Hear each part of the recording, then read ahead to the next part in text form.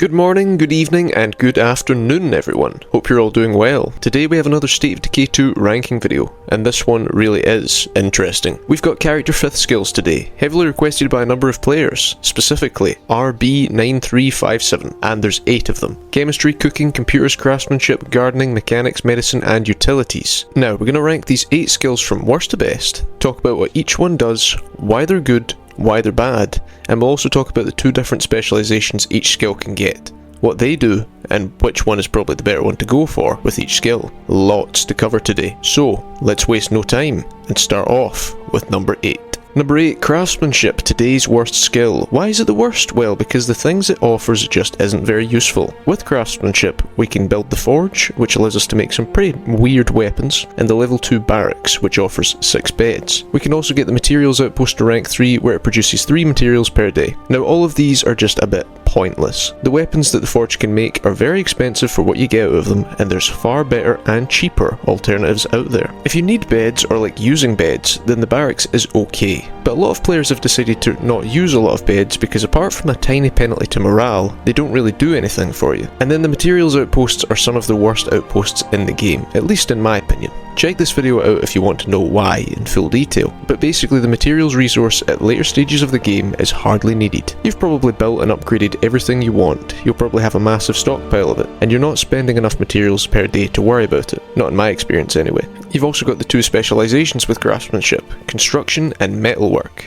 Construction gives you a +1 labour permanently, which is pretty nice. You can make the storage facility mods from the workshop, upgrade the storage facility to store more materials, and we can now make materials out of parts in the forge. Metalwork gives us a +15% community bonus to our weapon durability. We can make the masterwork melee weapons, and we can also make materials out of parts in the forge. I think both of these specializations are just a little bit lackluster. I'd probably go with construction if I were you, even if it's just for the +1 labour. But no, this skill is at the bottom because the stuff it offers just isn't very useful. It's as simple as that. Number 7, utilities. This skill has got some things going for it. The best thing being the fact that it unlocks the hydroponics, which is a brilliant facility for growing food or meds. You also get a longer duration on your power and water, which basically means that every time you power up a generator or run a tap, the effects last longer. And that's all it does, which is why it's in number 7. The hydroponics is a great facility, just as good if not better than the farm, but that alone is not strong enough for it to go any higher. The bonus we get to our power and water duration is nice, but if we have the Builder Boon amenities or a power or water outpost, we get permanent power and water, which makes this bonus useless. The 2 specializations we get with utilities are plumbing and electrical. The plumbing specialization gives us a +20 to our community's maximum stamina, and we can upgrade the latrine to level 2 as well, getting better bonuses from it. Electrical allows us to make the solar array facility,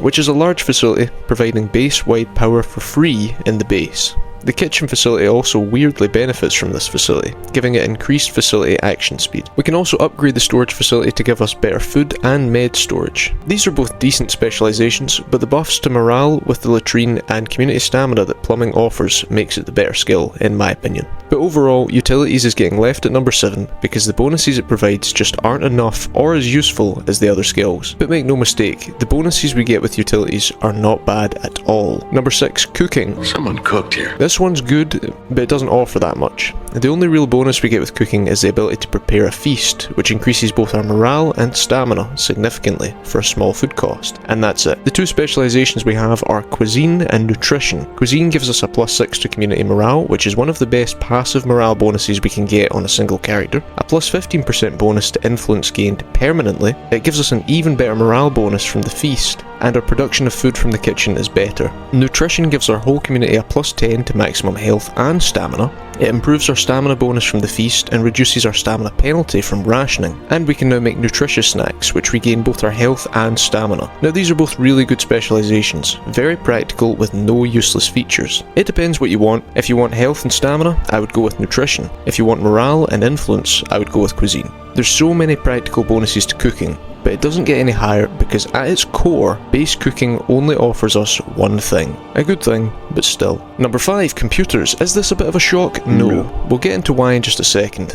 At its core, computers allows us to upgrade the command center from level 2 to level 3, giving us one more outpost, and we can use scouting drones, which basically gives us a significant increased scouting range for a small period of time. The two specializations we get are electronics and programming. Electronics unlocks the solar generator facility mod, not to be mistaken for the solar array facility, which we mentioned in utilities. Anyway, it's a facility mod that provides free power to one facility. Our character gets a passive plus 25% bonus to parts salvaged from weapons, which is a bit random but nice. It's useful for a very OP influence gathering method that can net you 8,000 influence in just 10 minutes, which I talk about in this video. We also need this specialization to make C4, but it's not just this specialization we also need munitions, which I'll talk about later. Programming gives us a minus 15% reduction to our radio cooldowns, allows us to craft more remote box mines, which are a weaker version of C4 but much cheaper, and we also unlock the use of assault drones, which costs quite a lot to fire, 150 influence to be exact, and it's basically just a worse version of the artillery strike you get from the artillery outposts. It causes a massive explosion that does extremely high damage, but this drone strike only fires one blast, whereas the outpost fires multiple shots, which is better.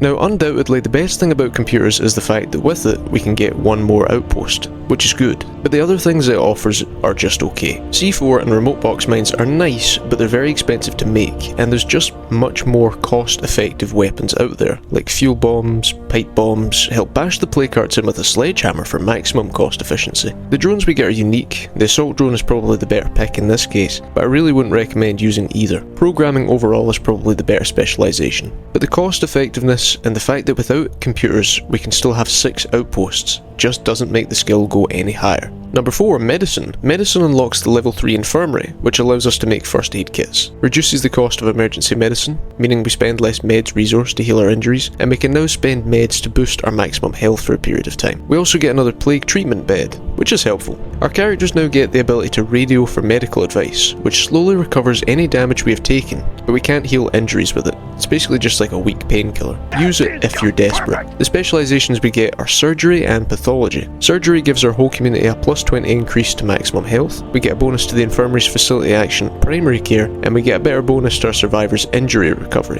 Pathology is probably the better of the two specializations to go with here. When fully maxed out, your whole community gets a plus 50 to infection resistance, meaning we won't catch the blood plague as much. We get a higher chance of getting plague samples when killing plague zombies, and similar to surgery, we get a big increase to our community's resting infection recovery. Primary care also gets a bonus, and it now costs only one plague sample to fully clear our bar of blood plague, and it costs 40% less plague samples to craft plague cure and bulk plague cure, which is very cost efficient. Medicine makes the number 4 spot because our survivor's health should normally be a top priority. We need the best infirmary we can get our hands on, and this skill not only guarantees that, but makes our characters even stronger in the process. It's that simple. Number 3, gardening. Shouldn't be a surprise that it's high on the list. It's very simple, but it's very effective. All gardening does is allow us to fully max out our gardens, farms, build our hydroponics, and receive a bonus to our food and meds production at the facilities. The two specializations we get are also very simple. We have agriculture and herbalism. Agriculture is the trait you want to take if you want to grow food, giving us a passive +1 food per day, and we can make our gardens, farms, and hydroponics grow food. Herbalism is the exact opposite, giving us 1 meds per day,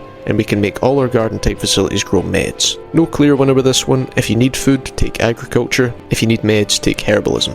I normally take herbalism for the record, but that's just me. Now gardening is great because, as I've already said in so many videos, food and meds are some of the most used resources. Every character needs to eat, to at least some extent, well, most characters. And if you have an infirmary in your base, which you very well may have, you'll be forking out a small cost of meds every single day. Having a survivor with gardening allows us to grow these two resources from our base, which means we don't need to worry about them so much. It may be simple, but it helps with a big problem, and that's why it makes number 3. Number 2, chemistry. This skill is good.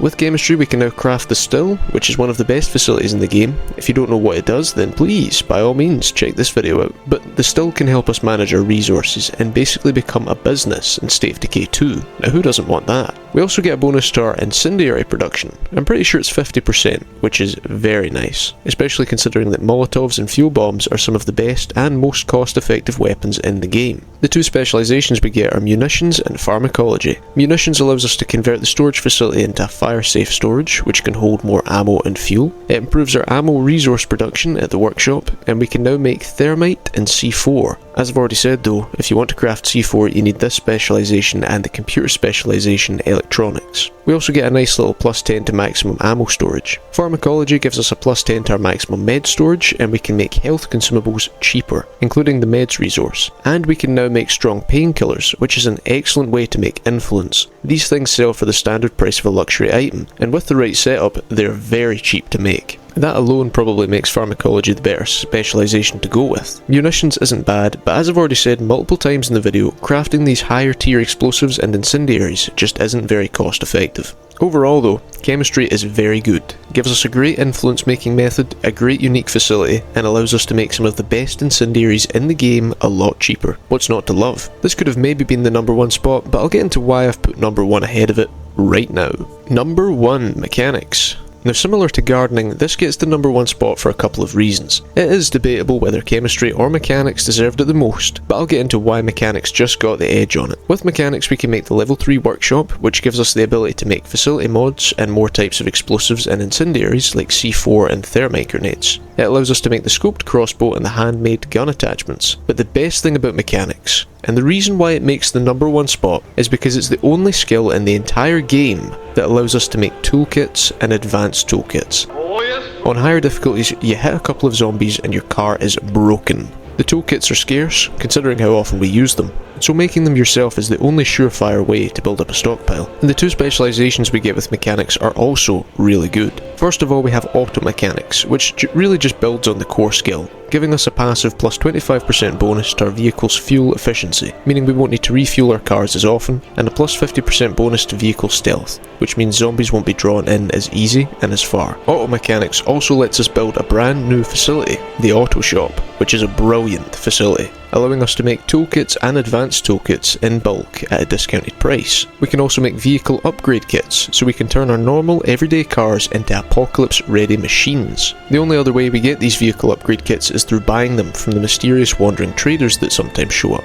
We get a passive plus 30% bonus to our fuel efficiency from the auto shop, and we can also boost our vehicle's durability and noise reduction for a period of time. The other specialisation we have is engineering, which allows us to make the professional gun attachments we can find in the armoury facility. We can also now make the homemade crossbow, and weapons are now 33% cheaper to repair with parts. Not bad. I'd probably take auto mechanics here, because toolkits and strong vehicles are a must, especially in higher difficulties. It also offers more things, and the things that engineering offers aren't really that necessary. We can still find enough professional gun attachments throughout the game, so it's not that important. But no, overall mechanics makes the number 1 spot because it helps out so much with cars, and we use cars so much, well, most of us anyway. I certainly do. It's hard to survive without mechanics, having to rely on finding and buying toolkits all the time, which isn't the most reliable. Mechanics just saves you a lot of pain, which is why I've put it in the number 1 spot. So there we have it folks, all character skills in State of Decay 2 and their specialisations ranked. Maybe I'll move on to the red talent specialisations next, who knows? But let me know what your opinions are on the list, anything you'd want taken down a couple of levels, maybe a skill at the lower end of the list is underrated, let me know, leave it in the comments below,